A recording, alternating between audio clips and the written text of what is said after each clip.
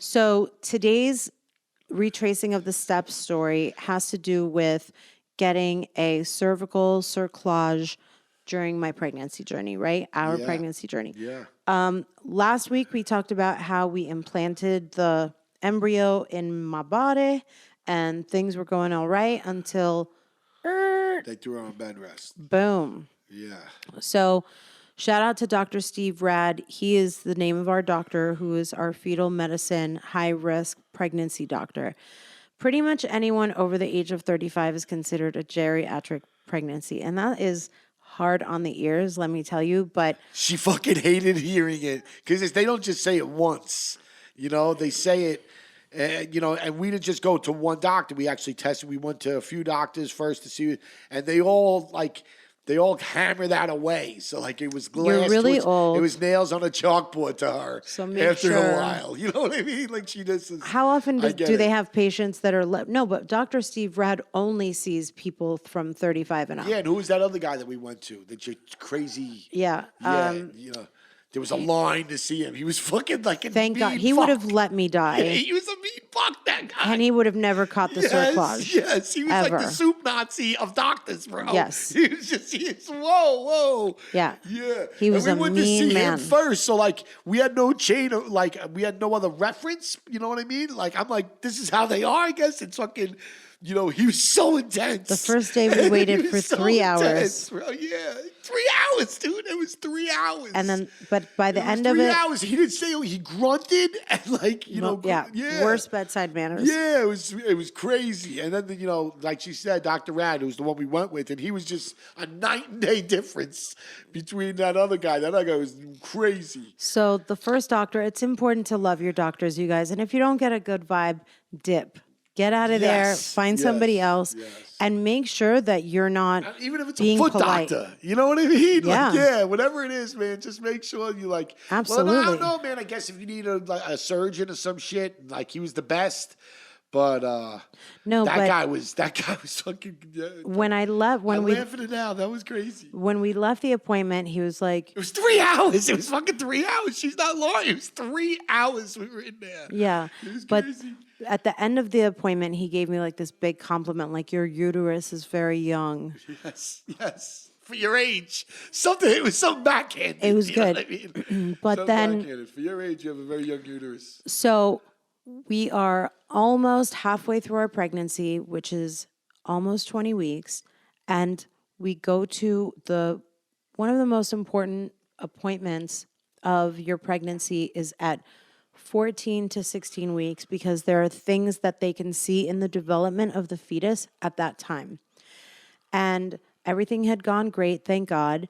But then Dr. Rad looks, and every time they do an ultrasound, he measures your cervix. And he noticed that my cervix was dramatically shorter. And then he said, come in, even though it's a Saturday, because I'm going to Paris and I want to make sure everything's cool. So he comes to find out that my cervix is basically like a swinging barn door that's open.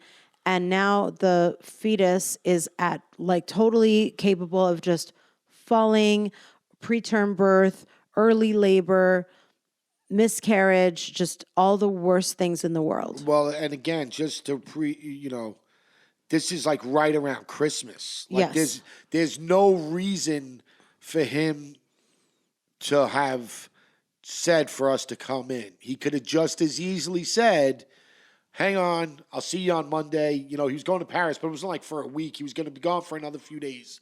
He could have just as easily as said, but, to his credit, and we were real fortunate to have all the doctors that we had around us, he just didn't he was like, I want you to come in. I want to come in. I want to get a look at you before I leave. Because he's very thorough and he's very invested. He saved the baby's life. With all of his. Yeah, for sure. With all of his patients. And so then we were like, okay, that's fine. We went home, and the next time we came in, he was like, yeah. No, next time you got to get a cerclage. Well, that was from Dr. Goldberg. Duh. Yeah, no, I'm saying. Dr. Goldberg did the cerclage. Yes. So let's take one step back. Dr. Ad measured the cervix. It wasn't a number that he liked. It was below like 5 centimeters, and it had gotten too technical. Yeah, that's okay. semantics. So Dr. Ad saw something that he didn't like, and he told us, give it a day or two, but come back before I go to Paris. We come back, and he was like, you know what? You need to get a surgery. And we were like, what? Yeah. So we went to our incredible Dr. Goldberg, who is so amazing. Actually, I need to go see him like tomorrow. And he sewed me up. So that you guys know what a cerclage is, he gave me an epidural in Cedars-Sinai, the needle in your back, and he went inside and he gave me a stitch. And he was like basically closing the cervix to secure the baby inside, the growing fetus inside, and sat down Tommy and I, and they had to talk with us like, bro, you're going to go home and lay down flat. That's it. But get ready because you might be having contractions. Like they literally asked me in that office, are you having contractions?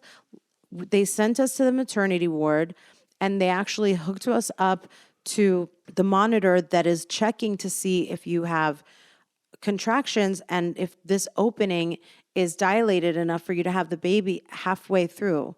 So we ended... it's all traumatic shit, dude. It was real traumatic stuff. Very traumatic, and I was so calm. She was so thing. fucking calm, bro. Care. She didn't like it. I was like, it's fine. Beat, bro. Everything's going to be fine. I was calm on the outside, but inside, bro, I'm still... freaking out. To this day, I'm still fucked up from all that, dude. Like, I'm still like an emotional mess from all that, and it was just trying to keep stuff buried in. Like, it was just a real crazy... Again, from start to finish, I wasn't really expecting her to get pregnant. Then she's pregnant. Now we're going to have a kid. Now, I don't want to lose the baby, but at the same point in time, I'm not worried about the baby. I'm worried about my middle-aged wife who's trying to have the baby and whether or not she's going to be okay. It was just, like I said, it was a lot, dude. It was a lot, and it's all flipped on a dime. Like she's talking about, we're laughing watching movies, and I don't like what I saw on that last report. You might have to come in. All right, cool, we'll come in. Yeah, by the way, you're going to need a surgery. And she's got to stay in great spirits through this whole shit. So they're not telling her everything. It's kind of like a wink and a nod where it's like, yeah. And then she'll walk out of the room and be like, yo, by the way, prepare yourself. Yeah, she just almost lost the baby, dude. Like that almost just happened. So prepare yourself. This might not work. It's, you know what I mean? Like just brace her for it. Be prepared. It's like, all right, cool. Don't tell her because she has to stay in great spirits. You just carry that around. You know what I mean? So it was just, it was a lot, dude. It was a lot. The cerclage was intense. So Dr. Rad tells me that you could have a miscarriage, and I'm like, it's gonna be fine. Totally, yeah. Don't worry about it. I'm like, it's fine, Dr. Rad. It'll be cool. Do you valet? You know what I mean? Like, can you fucking, yeah. Those fucking. Where are we gonna go eat after this? Yeah, real talk. So do you want to go to the place downstairs, or do you want to go back to that place we went last week? Oh, with the croissants. Except we you know listen. What I mean? Like that's where she would be and be like, yo, did you just hear what he said? Yeah, no, it's good. It's fine. It's fine. It's cool. It's fine. But we did listen. We did listen to doctor's orders. We did go home and we did lay down for the last. Oh yeah. For the end until the end of the pregnancy. That first out of bed rest was nothing. The first one was like you're in the beginning of a pregnancy. Yeah, like try not to lose it. Stay off your feet. Don't do anything crazy. And she's right. We went to New York for something, and she walked around a lot. I had forgot about that. She walked around a lot, and because so walking in New York, we're doing a normal thing. Yeah. But whatever, it created a bit of a problem. He said, "Listen, don't do that. Go home, sit on your ass, don't do much." But, walk around the house. Don't sweat it. Just don't really do anything. Because she was dying to be doing stuff. She always has been. And, so he kind of neutered her and made her stay at home. But this time, it was like, no, you can't even fucking leave bed. you got to stay in bed, dude. You know what I mean? Yeah. Which was like, I fucking would wait on her hand and foot. She would just lie there like the Queen of Sheba, dude. I had a She'd be like, bell. yeah, she had a bell. I rang she it. had a fucking bell. A lot. She had a fucking bell. Honey. Yeah. Baby. Yes. And she wanted the weirdest shit, bro. It was like living with Bugs Bunny. She wanted fucking carrots and feta cheese and mint leaves and fucking what? She would give me like a list because none of this shit is at the stores that I shop. You know, I had like a. That's true. Yeah, and You come back had to with go to a, the Persian with like market. I need an eyelash from Gypsy. You know what I mean? Like it was just weird shit, dude. It was weird stuff. Well, yeah. The thing is that if you have a bed rest pregnancy, then you don't get to be out and about so that you could be walking into the supermarket and like the seas part because they see And you, it's so the a opposite pregnant of you. lady walking a mile away and going like, "Oh, excuse me, ma'am, let me get that for you." Yes. None of that. You didn't get any of that. I didn't get to go. didn't get any of I that. was at home the whole time. No, you didn't giving get any it to of you. that. You didn't get any of Oh, yeah, for sure. Oh, no, Yeah. you were giving it to me. Oh yeah. But you love that shit. But women, you guys text me and DM me all the time and telling me about having faith and how to get pregnant. And obviously, my prayers are with you. I'm just going to say my attitude was like, I'm getting pregnant. Like, this Yeah. is happening. Listen. And we watched a lot of funny movies. We watched a lot of scary movies, but we also laughed a lot. And I owe it to the house that we lived in because it was so peaceful and my environment was perfect. Well, like everybody knows, or I think at this point they're aware at least, that I do a lot of reading, and a lot of the reading that, I read a lot of Napoleon Hill, and he's been mimicked and copied, and, a lot of what he talks about is that you have to be positive. If you're positive with your thoughts and, if you have a definitive plan, things will work out. And, they'll always cite examples of, this person did it, like while he's writing. And he could use my wife as an example because she was steadfast in that she was getting pregnant. Nothing was going to go wrong. Even as the walls were burning, she was still like, no, but in like, the it's end, fine. it's still good. It's going to be fine. It's fine. Yeah, it's fine. But, But like, it's important to have that who's attitude. going to be at Coachella? You know what I mean? Like, she was just totally, and again, I could say that I saw it firsthand. It's not just important. It was essential, and it worked. One thing that every person can do is when I describe my bedroom, our bedroom, where my bed rest was spent, no matter where you live, make your environment beautiful. Yeah, no but matter you had what. If you're gonna No go matter- on bed rest, That was the spot. You had the fucking That was the spot. setup, bro. I did. You had the setup. You were in a room full of glass overlooking a fucking mountain. Yeah. It was definitely. It was amazing. Yeah, it really was, man. So if you're gonna be on bed rest, that was the place to be. And in the current house that we are in, I have to say, it's really, really important to. Oh, is that the ghost again? Yeah. And no matter what space you're in, it's really, really important to, if you see something in your house that isn't easy on the eyes, get rid of it. If something bothers you, chop it off, purge it, donate it. Make sure that, like, when you're looking around, especially. That shitty book you made me read, that Marie Kondo, what was it? Marie Kondo? Yeah. That's one of the big things that she says too. Like, if you take something and ask your soul, how does it feel when you hold that object? If it makes you happy, if you feel attached to it. If not, get rid of it. Yeah, like right now, I'm looking around the room, and like sometimes I'll be like, I'm sick of that, like, heart. Husband.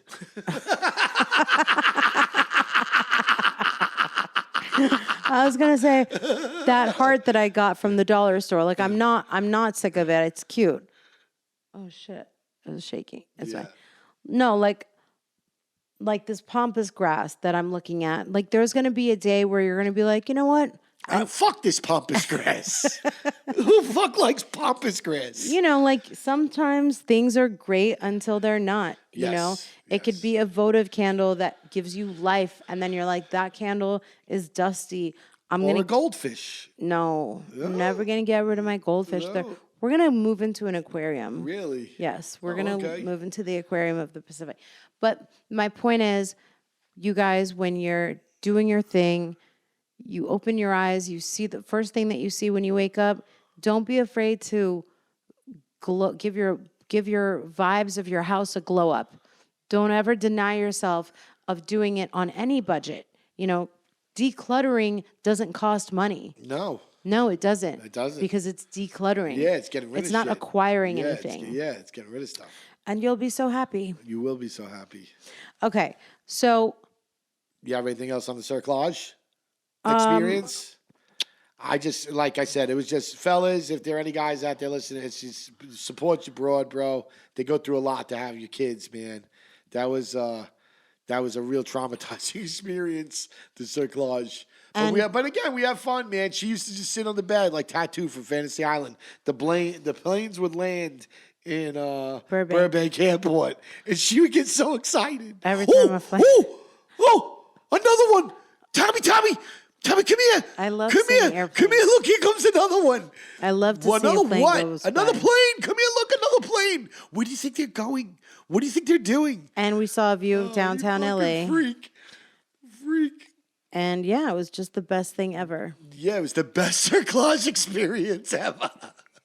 Like I said, you know, I give my wife a lot of shit. She's a warrior. She's so strong to go what she went through. But at the end of the day, sir, you know, if you saw the view of what we were talking about, she used to sit on her, you know, when she had a bell, she would stuff her face like she was going to the electric chair, would bring her shit to eat all day. She'd watch TV.